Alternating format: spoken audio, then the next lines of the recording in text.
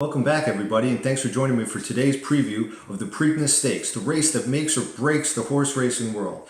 If Justified can find it in himself to win this race, then horse racing will be elevated to national attention, where everybody for the next 2 weeks will be talking about whether or not Justified can become the next racehorse to win the Triple Crown.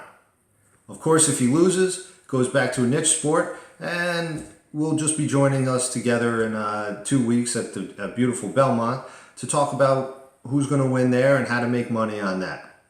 For those of you who joined us last week, thank you. But more importantly, congratulations, because you won a ton of money.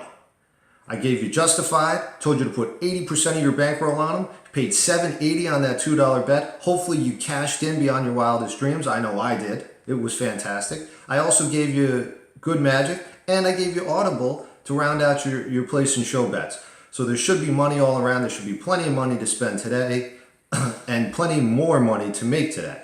So for everybody who's new, the way this is going to work is I'm going to give you a rundown of the 8 horses in the Preakness. Then I'm going to tell you who's going to win, and then I'm going to tell you how to bet the race. Without further ado, let's jump right into it. First racehorse we're talking about today is Quip. At 12-1, he's definitely an intriguing horse.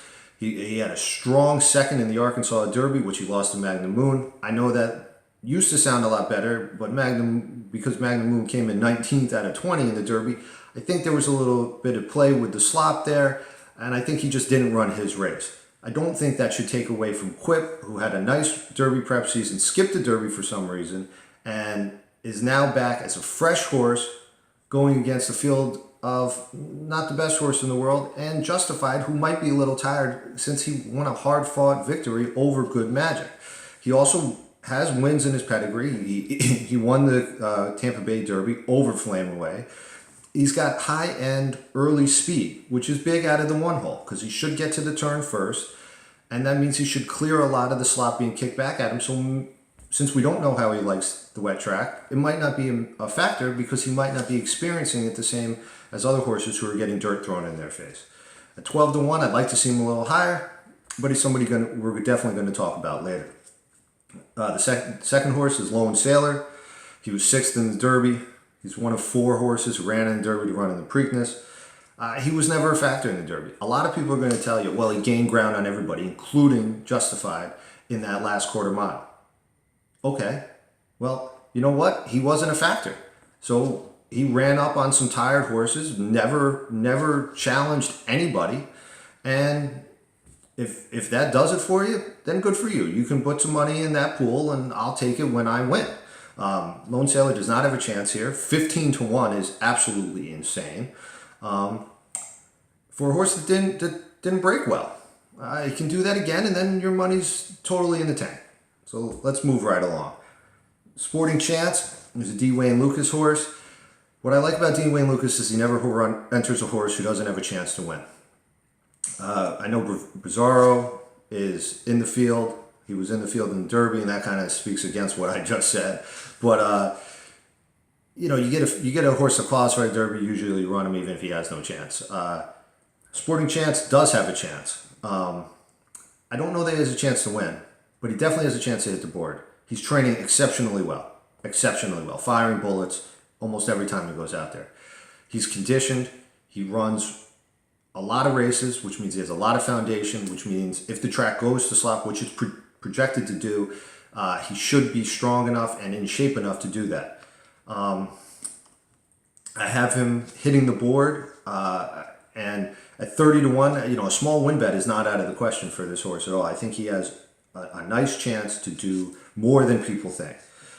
4 Diamond King, he's the local horse. Everybody likes local horses. Even though he runs at Laurel, that's not Pimlico. So is he familiar with the track? No. Is he any good? No. Does he have any business being in this race? No, he doesn't. If he wins, it'll be a great story, right? Local horse wins race. It's not going to happen, so we don't have to worry about that story writing itself. The 5-horse Good Magic, he's a horse I gave you 2 weeks ago. He came in. He's a curlin. I love him. I think he's going to have a really nice career. I think he's going to have a really nice summer. I saw him tiring a bit, though. Down the stretch, Justified put him away. A couple horses gained on him. Most notably, Audible did. He he's just not prepared for this race coming off that hard-fought loss to Justified 2 weeks ago. When the price is this short as well, he's 5-1. I just don't see him being there. Now, if he competes in this race, I think that's a miracle. And if he somehow pulls this off, I think we're looking at a horse that is on another level. I don't think we have to worry about that. But Good Magic is a name to remember.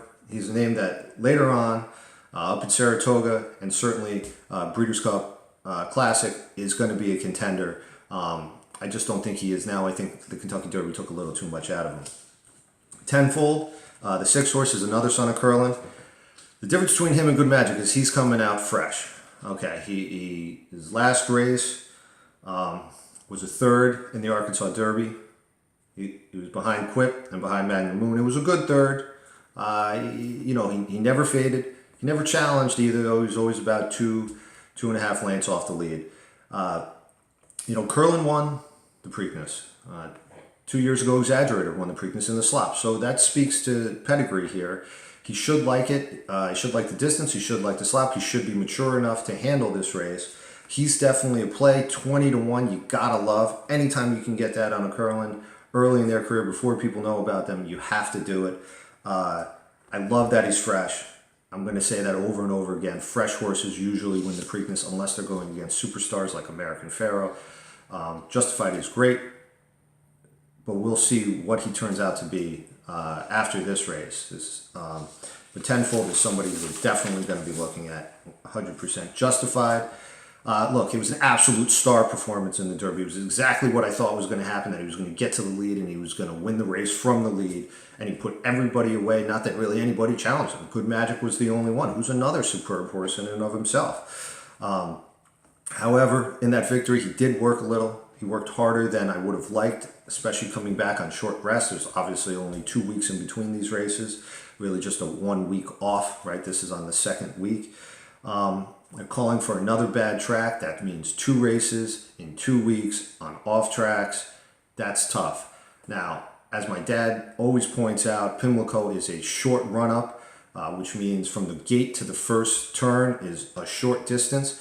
When you're on the outside, like Justified is here, that means he either has to sprint right out of the gate and try to beat 6 other horses to that first turn to get in good position, or he's going to be going 4 or 5 wide around that turn in the slop.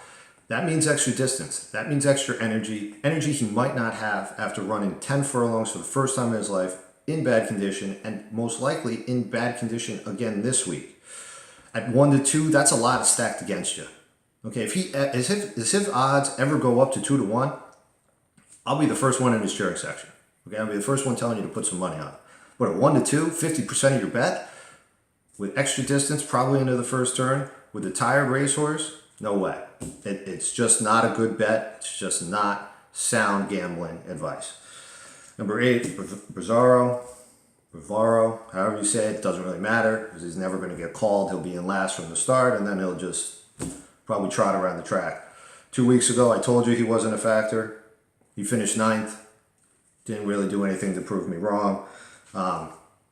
If you want, you can look at him. If his odds go to like 100-1, yeah, throw $10 on him, all right? Because a hot dog's $10 anyways, but at least with the hot dog, you get something that tastes good. So that's the horses. Those are your 8. It's a light field. It's light on talent. It's light on number, obviously. So it's time for the prediction. Obviously, here at the Max Action Sports Network, we are 1 for 1. In 2 days, we're going to make it 2 for 2. Bob Baffert has had 5 Kentucky Derby winners. That's including Justified. The 4 previous all went and won the Preakness. That means Bob Baffert knows what he's doing. I don't think I have to sit here and tell you that Bob Baffert knows what he was doing. Best trainer in the world. My concern is that Justified might not be fresh enough. But if he's fresh enough for Bob Baffert to risk running him in this condition, then that's good enough for me. Bob Baffert knows how to condition horses. He knows how to take care of horses. And he looks out for the long-term interests of not only his trainers, his owners, and his jockeys, but also his horses. So if Bob Baffert feels comfortable putting him in this race, I feel comfortable taking him in this race. That doesn't mean I'm going to bet him, but that does mean he's going to win the race. Like I said, you got to be a little concerned about extra distance, bad break, all that stuff. But in a bad field like we have here, is he vulnerable? Yeah. If there was a better horse running against him in this race, I might say that Justified isn't going to win it. But the fact of the matter is, there isn't. There's 7 other horses, the best of which is Good Magic, who I think is way too tired, way too taxed in the Derby to mount anything in this race. So do I take the field or do I take Justified? Well, if I could take the field and get away with it, I'd tell you that. But the fact of the matter is, I'm predicting the race, and I can't tell you the field's going to win. Any one of those other 6 horses might win the race. But the horse with the best chance to win, the horse that I'm telling you is going to win, is Justified. That being said, Justified's 1-2. Unless those odds magically get up to 2-1, you can't make any money on them. Even with all the money that we made you on the Kentucky Derby, it's not worth it. Putting up 2 times your bet is just not going to do it. So let's make you some money. 6 horse tenfold is an absolute bet. 20-1, might even get better on him. He's a 50% bankroll bet. Means whatever you got at the end of the day, throw 50% of that to win with tenfold. He's also going to be on every single try I have. He's going to be on every single Zac that I have. And I might throw some money to place and show on him. Sporting Chance, a 3 horse. If the odds stay at 20, I think they might dip a little. But if they stay 20 or higher, he's on almost every try I have.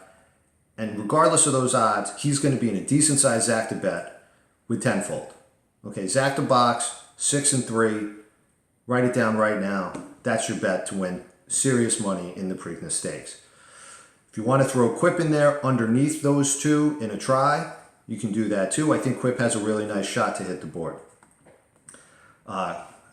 Just when we were talking about Quip, if his odds are 10-1 or better, I think he's to use underneath those 2 horses like I just said, and I think you can throw him in some tries and some supers.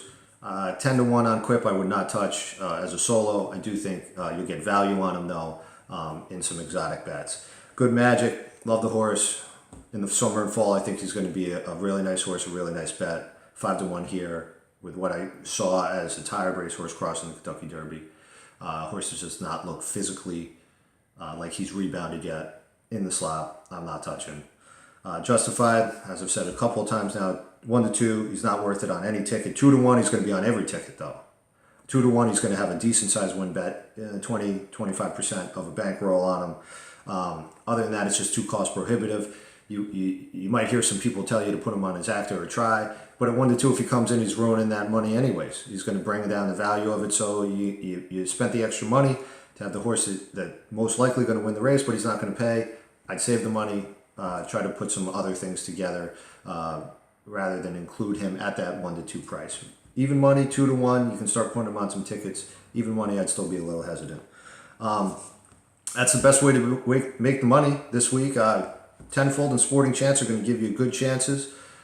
Quip is going to give you a solid chance too. So key on those 3 horses. If you want to start mixing in some others, you can. Remember, don't get caught up in the lone sailor nonsense. He's not going to do much. Believe me, he just isn't a quality horse in this world. Grade 3s, yeah, maybe even a bad grade 2 later on in his career, but he's just not going to do it. Try to stay away from him no matter what everybody, all the talking heads tell you. So thanks for watching, and as always, remember, if you don't bet, you can't win.